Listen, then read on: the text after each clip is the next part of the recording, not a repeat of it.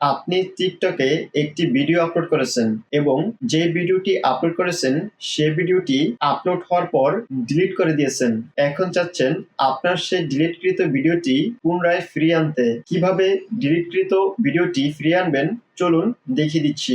এই জন্য টিকটকটি ওপেন করবেন। টিকটকটি ওপেন হয়ে গেলে প্রোফাইলে ট্যাপ করবেন। এখন থ্রি লাইনে ট্যাপ করবেন।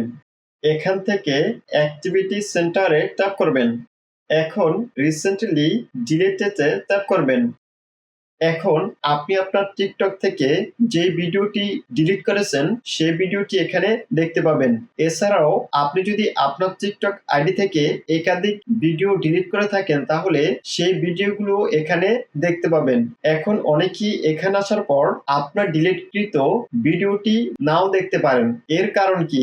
এর কারণ হচ্ছে আপনি যখন আপনার টিকটক আইডি থেকে কোনো একটি ভিডিও ডিলিট করবেন সেই ভিডিওটি যেদিন আপনি ডিলিট করেছেন ওই দিন থেকে যখন 30 দিন অতিক্রম করবে তখনই আপনি এখানে আসলে আপনার সেই ডিলিটকৃত ভিডিওটি পাবেন না। আর যারা ভিডিও ডিলিট করার পর 30 দিন আগে এখানে আসবেন তখনই আপনি আপনার ডিলিটকৃত ভিডিওটি পাবেন।